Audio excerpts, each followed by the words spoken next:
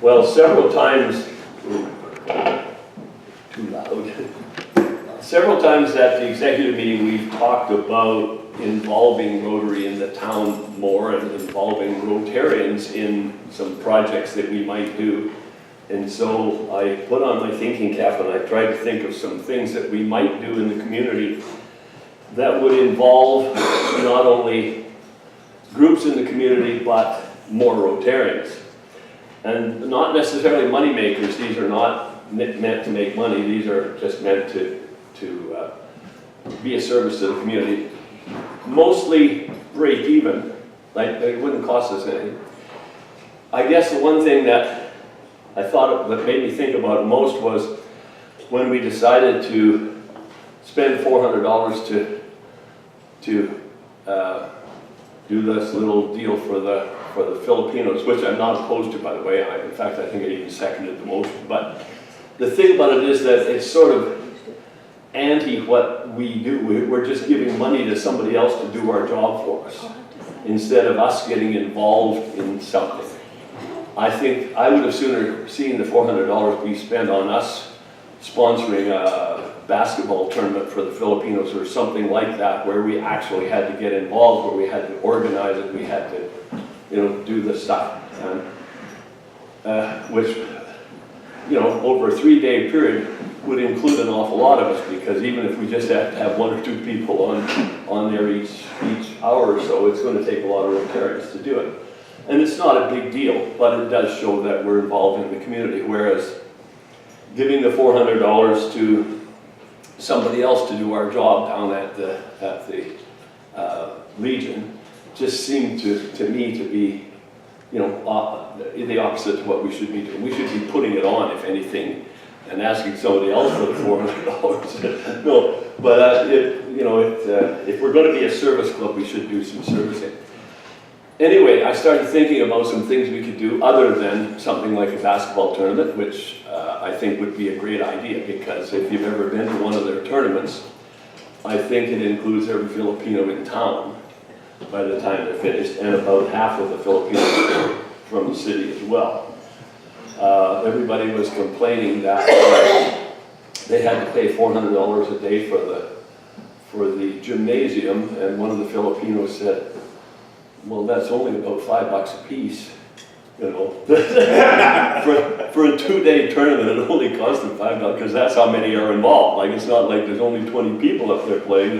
There's 200 people up there playing. So it's but and it's something that, as I say, if we want to include them, that we could do something that, and it would be really easy to organize. You wouldn't have to do much at all. I mean, everything is in place.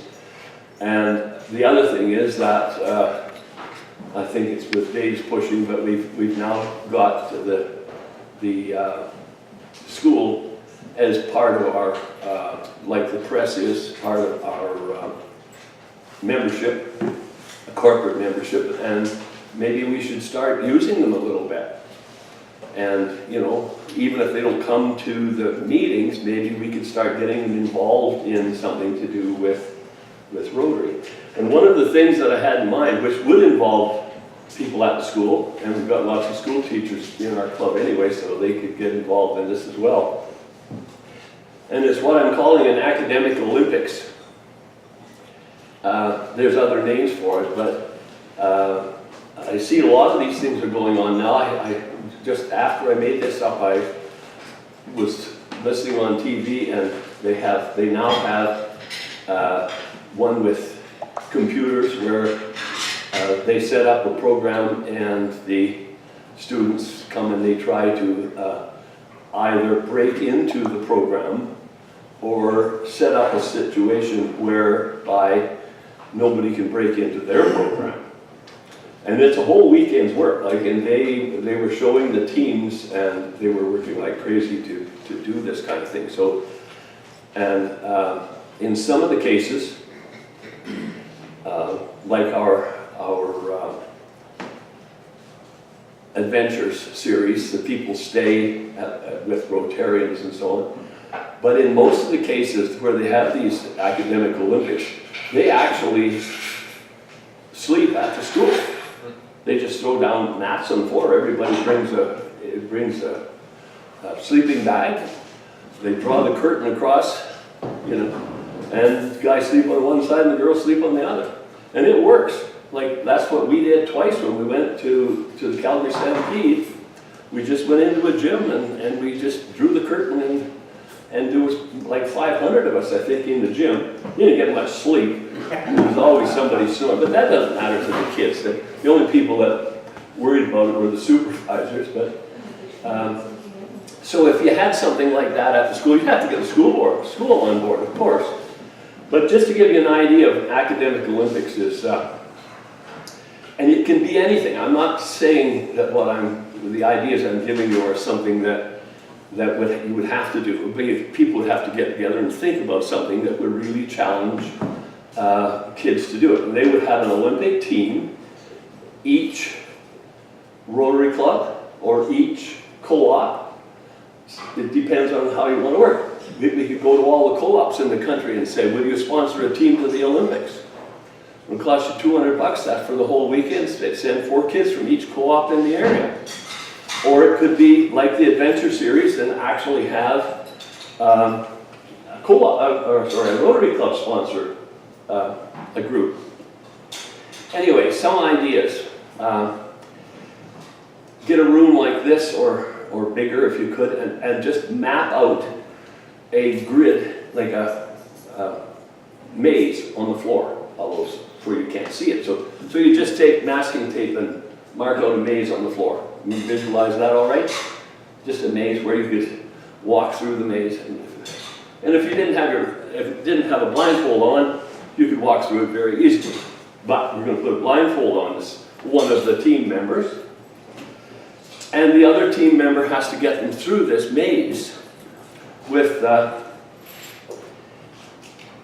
no instructions other than non-verbal. They can be noises. You can clap your hands, you can make a noise with your mouth, you can stamp your feet, you can do whatever you want, make a noise of any kind, and get this person to walk through the maze. Which in and of itself is not that difficult, really. Kids will walk you through fairly quickly. However, about every 5 or 10 steps, there's a balloon. And this balloon can be anywhere. It can be on the floor, it can be up here, it can be off to the side a little bit. And the person that's going through the maze has a tube. What we used the first time I did it was the tubes out of golf, the golf guys use. And you just take a cork, you can get lots of them in the lab here. But anyway, a cork, and put a pin through the cork so just a little bit of the pin shows through.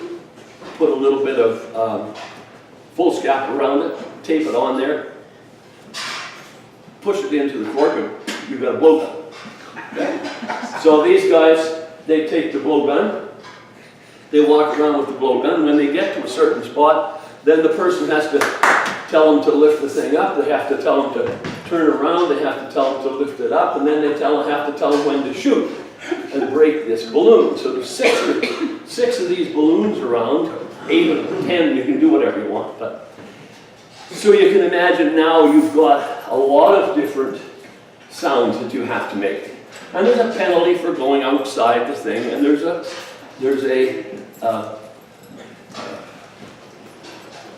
positive, whatever, for hitting a balloon and so on. So you keep score all the way around. But you can change it any way you like. I happen to make this one up. As my dad used to say, I made it up out of my own head, and I've got wood enough left to make 2 more. The whole thing is that you can make these things up. They don't have to be, something that you pick up out of a book someplace. And 2 girls went through the maze. We had one. I had one in Carberry, and we had one that was about half the size of the gym. And we had 2 girls go through it, kill all 9 balloons, and never went outside the maze. The one girl used a clarinet, and that's all she used was the clarinet, and she just basically talked to this kid through the clarinet. The kid knew exactly what she was saying every time she blew a different note. she was doing, so she went right through it, and, as I say, and most of them didn't get 50 feet on the thing and didn't hit a single balloon. Some of them got nearly all of them, but it's quite a challenge when you think about it, and you have to do a lot of thinking and a lot of getting together, deciding ahead of time, you know, what sounds mean. So that's just one idea. Like there's, as I say, we have lots of creative minds in the club that can think up things to do, but you would have to have maybe 10, excuse me, 10 of these things, so that each one would be going at a time. I actually went to one, and one of the things that they had, and took a little bit of organizing, one of the things that they had was a slingshot that they actually tried to hit a target with.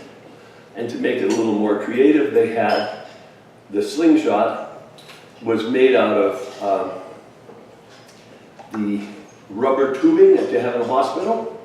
They, about 20 feet of it, and come back like this. And there was a little, well, no, it was, I think it was an ice cream pail, like that size, but it was filled with a balloon full of water. And you pulled it back and you tried to hit the target, which was at the other end down there, of course. And it was as much fun as it was a thing of accuracy, although some of them, you know, would go into the wall just with a splat, and the other ones would fall short. And I think they had 3 tries without the water to try and get the actual distance and get some idea of what it was, and then after that they had to shoot it. We had in the same one they had somebody behind a screen with darts, and they were to you know the old what did you call it when you used to hit the boats in, you know, the squares? Battleship? Battleship, the old battleship game. Well, it was like the battleship, except you just had a grid on the ground over there. The person was behind the screen, couldn't see there, so he would throw the dart, and the person would tell him whether he had to come up or over or whatever, so he'd throw the next one and try and get closer to it. You had so many darts to try and hit this battleship that was over on the other side. And it was quite interesting, actually. There were darts flying all over the place. We had to make sure that there was a 25-foot radius around the darts that nobody got hit with them. But another thing that they did was, this was I was at one in Winnipeg. And the other thing that they did was they put a small car inside the gymnasium, and the people were given a 2x4 and several blocks of wood, and they were to figure out how heavy this car was. And of course, the people that got the closest one. But the only thing they had to work with was this lever and all the things. And for weight, you had to either use a person or something. You had to use something where you kind of knew what the weight was, and so it was a bit tricky to actually work out. Some of them got really, really close to the weight of the car, and some of them were quite a ways out. But so there's things like that you can do for this, and as I say, you can let your mind run on this academic Olympics, because there's dozens of things that you can do, and there would have to be at least a dozen events, because you would want the other people on your team watching you when you were going through the maze, and you would want the other people on the team watching you when a different group was doing something else. So there would be an Olympic team of, I don't know, you'd have to decide half a dozen people maybe, and get 10 teams or something like that. It would just be interesting, and you know, take a lot of Rotarians to do it. You have to do it for a weekend, and we would have to get places like the school involved in that, because and since they are corporate members, maybe we could get some of them, you know, to really be involved to the extent even of making up the events, which is, you in itself is kind of fun to make up the events. But you have to make sure that they're hard enough that everybody isn't going to get, you know, them all the time. They have to be kind of a way out.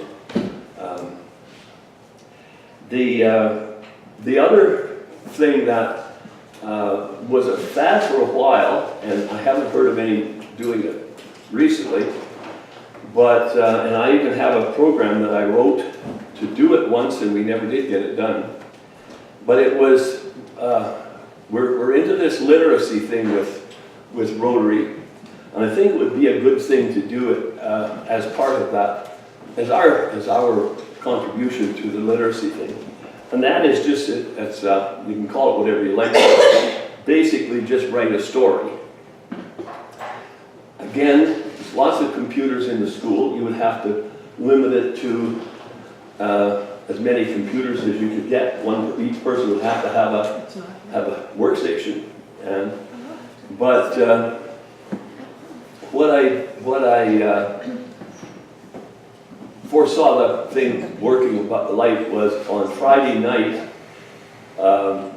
everybody would get there and they would all go to their station and they would write a poem. Just a short poem, didn't matter what it was. But there was a group that took these poems, actually printed them all out, and made a booklet of the 40 or 50 poems that were there. And this booklet, each person would take it with them when they went home. And that was just a break the ice kind of situation where we got together, say in the multi-purpose room, and everybody had to have a little bit of entertainment and so on. They would go off and write their poems and come back, and we would take all these poems and make this book. The booklet wouldn't be ready until Sunday night when they left. The main activity would be to write a short story. And one of the groups that I talked to actually wrote a novel. They called it a novel. And it was like 90 to 100 page novel that they wrote. And, but I think that we would, if we could sit with a short story, it could be, you know, several pages long, but the idea would be to get somebody, the whole idea of the thing would be to get somebody to publish the winners and probably say the two runners up. Somebody like the Cooperator or it used to be the Western Producer or something like that would actually literally publish their story. That would be that they would get a trophy or something, but the big thing would be that their story would be published somewhere. Maybe even in the banner, who knows? Maybe, you know, maybe it would even be published in a local paper or something like that. Anyway, people like to see their work published, and that's, as I say, that's the big thing that you want to do to win it. I was going to mention somebody's name. There was a person from town here that was involved in it when it was a novel, and that he spent the weekend in Winnipeg, and that's what tweaked my interest in the thing. It wasn't exactly like this. It was just a straight sit down and write a novel, but the big deal was that he got his story published. At the end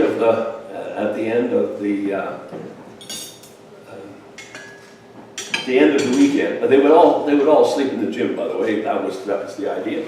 You could make it that they all had to sleep in a motel if they wanted to. It doesn't matter. I mean, it would be. But if you were to go to somebody like the co-op, I know sponsors these things sometimes. If we could get the co-ops to sponsor one of these things for us, along with the Rotary Club, the co-ops are in almost all small towns in the area, and we could get quite a few people from the co-ops in a fairly local area to come and, you know, make it a district kind of a thing. I don't know how many computers the high school would have, and it doesn't matter, I guess. Any idea how many we could get, how many of a station we could get? Would there be 50, Dave? That old, more than that up there. I'm sure there would be 50 computers. Yeah, I think so. Whether you could But if you could get it, I don't know. eh? Whether you could have access to it. Oh, yeah, well, sure. Oh, we'd have to get, People like you. there's lots of things that you'd have to get access to, like sleeping in the gym maybe for one thing. But nevertheless, if they're available, and that's a big enough group, if you could get 50 kids to come and do something like that, spend a weekend, and I wouldn't be surprised, I haven't felt this out recently, I did once, and the co-op, by the way, was very interested. The co-op and the credit unions were together, and they would sponsor a kid. At that time, it was $200 for the week, and that would cover all of their meals and everything else. Their meals were paid for, and so on. Whether that would be enough now or not, I'm not sure. But at that time, that would have covered their whole weekend with all the activities that we were doing and so on.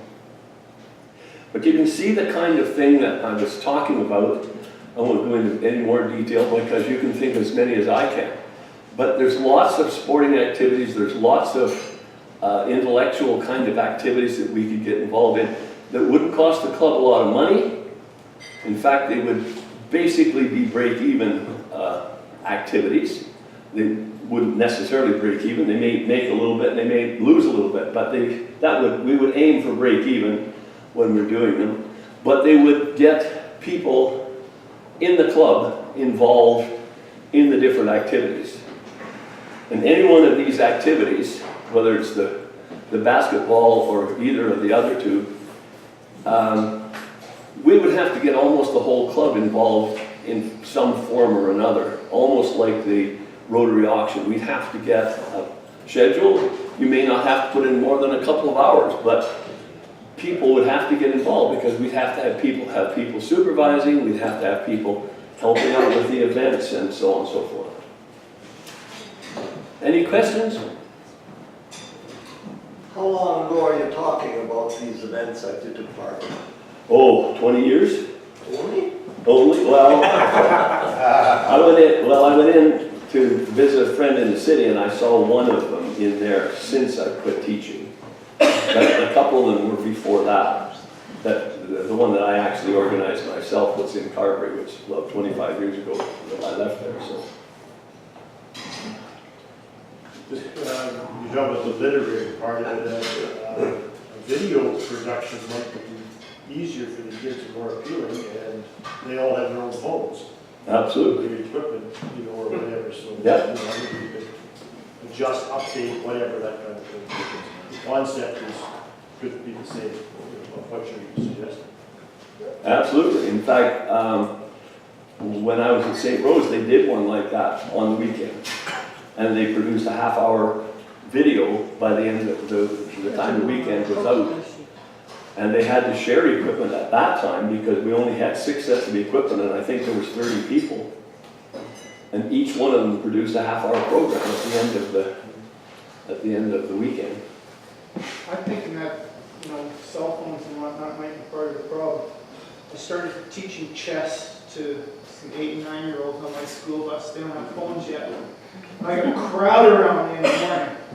What's this? What's that? Like they're interested. It stimulates your brain to think ahead, and it's just kind of taken off. Maybe it can take off like the newest stuff like marbles in the school did. But you know, what Ernie and Dave were saying is, if I read them correctly, I'm probably talking too far ago. Maybe they all have to be updated to something newer, but they're still doing it. Like I say, I just saw one the other night where they had this one in the city where they're doing that. It's really a really technical thing where they're trying to get the kids to find the worm or the bug or do something. I can't remember whether they were trying to stop them from getting through or they were trying to help them to get through, break through the thing. So who would have put that on? Who put the Rotary Club? It was a Rotary Club that put that on. Oh, you mean there? Yeah. No, it was a school. It was. Okay. It was. Because I like your idea of that basketball tournament. I think that would be a wonderful project. Yeah. Because it takes into account people that are new to Neepawa, that want to be included into everything, and not saying there's anything against students, but there's a lot of things happening in the student world today. Yeah, that's why I went to the academic part of it, is that there isn't a lot to do with the academic. That academic part of it is not as prevalent as the sporting activities. Sporting activities, we have them all over the place, but we don't have a lot for kids to do along the academic line, where, you know, the thinkers can get together and figure things out and do stuff like that. And that's why I thought about that particular one. But you're right, they do have a lot of activities. And Ken, did you have, no? But I think that these are both really, really good ideas. And the literacy program, I just got an email the other day, and I haven't even had a chance to read it, because the Canadian Community Newspaper Association is revisiting the newspapers in the classroom program, which program has been around forever. And I'm going to see if that will work with us. But as Dave said too about video, and if there was a video component to any of these things, obviously we would be interested in showing it on NECTV. I think that the key is, two keys here. One is that Rotary involvement in the community, that's a wonderful thing, and you're all in favor of that, of course. And the other is these are interactive programs, physically and mentally interactive programs that aren't staring at your iPhone. And I think that the kids today and people today are very keen on something that's interactive, you know, community-based, get together, meet people, have some fun type of thing. And there is less and less opportunities for that on the academic side. So I think both these concepts are really, really a lot of merit. One of the biggest things you see right now is competitions. You see in the States where they build their little remote control robots, and they go through a course and they have to knock down things. And I think the last one that I saw in the news, it was a Aboriginal community from up north, 4 or 5 kids that actually won the competition. And it was based on putting together this little machine to run through this course. While you're talking about Aboriginal things and First Nations, I saw on the news a spelling bee that had got the kids out of their shell. It's huge, like, for their self-confidence. Something as simple as a spelling bee. Exactly. You know, a spelling bee is wonderful. I think it's a short-term kind of thing for the group. I mean, it wouldn't be a big deal to put on a spelling bee. The thing about it is to get, it's one of those things that you have to build on, right? You have to start it at the school level, you have to get, and you have to go around the community. But it takes a little bit of organization in getting the kids from the different areas to come through. It's like the old Reach for the Top. It's because of the organization that's involved. It's not an individual just coming in out of the woodwork and saying, I want to write a story. The organizational aspect of the thing, where you have to get people building up to that top, is the hard part of the whole thing. I'm not suggesting it can't be done, and it would be great to start it again, because there are kids who you know, just live for that kind of thing, that would like to have a spelling bee that they could do it. But it does take a little more organization than one would think, because I say it's a pyramidal thing. You have to build from down here, and you have to get kids from everywhere. But no, that's the kind of thing I'm talking about. I wasn't meaning that these should be the things that we get. I'm trying to throw out some ideas so that we could get some ideas of things to do. Because I think it's important that we get ourselves involved in the community. And I think it's important that we get somebody else or some other group involved. Maybe the schools, maybe the co-op, maybe another group in the communities that we can, you know, get them involved in working with us, as far as instead of just handing out money and saying to somebody, do it for us. I think I'm finished. Yeah. Anybody else? No? On behalf of the Rotary Club Island, Oh, thank you.